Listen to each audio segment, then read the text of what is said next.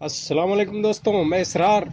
दोस्तों, आज मैं आपको ये बताने के लिए वीडियो लाया हूँ कि जब आप कूलर की बॉडी तैयार करते हैं, कसते हैं, तो उसमें उसके टैंक में क्या क्या ख्याल रखना पड़ता है और जिससे लीकेज ना हो। तो आप इस वीडियो को देखिए मेरे साथ और मैं बताने की कोशिश करूँगा।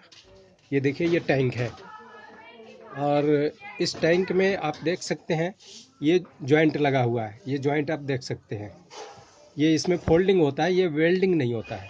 आप ये देख सकते हैं, ये भी फोल्डिंग है। ये यहाँ पर जोड़ देख सकते हैं। और ये भी देखिए, ये देखिए इस तरफ नहीं है, ये सिर्फ फोल्ड किया हुआ है और इसमें कोई जॉइंट यहाँ पे नहीं है।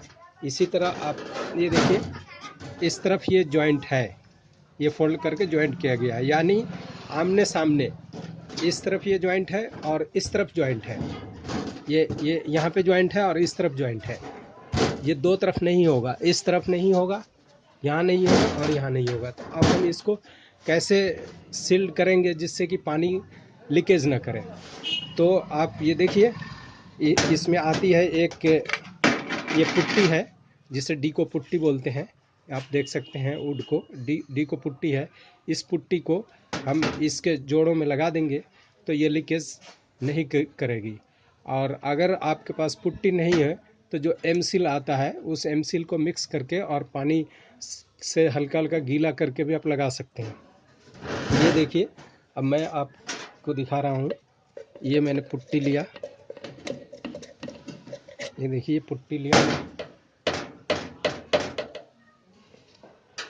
और ये इसके जोड़ में मैं लगा रहा हूँ। ये देखिए, और अंगुली ख़राब ना हो उसके लिए ये अंगुली आती है जो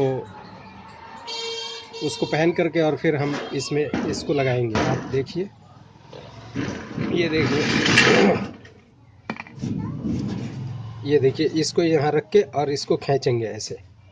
ये इसमें ये देखिए बिल्कुल फिट हो गया ये। और इसी तरह ये देखिए यहाँ से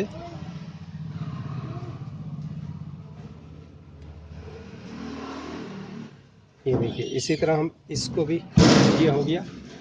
यहाँ देखिए, इसको इसी तरह ये पैक करेंगे।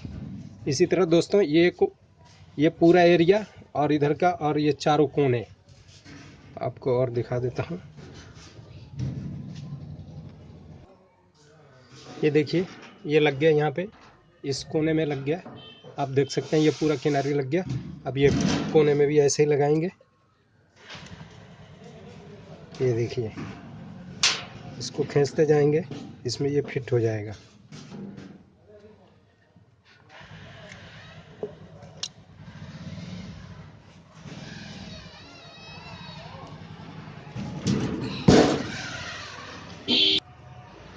ये देखिए दोस्तों, ये एक तरफ का ये एरिया और दूसरी तरफ का ये एरिया। ये देखिए, ये देखिए, ये दूसरी तरफ का एरिया और चारों कोने, एक ये कोना और ये कोना, और इसी तरह ये कोना हमने सारा ये कर लिया।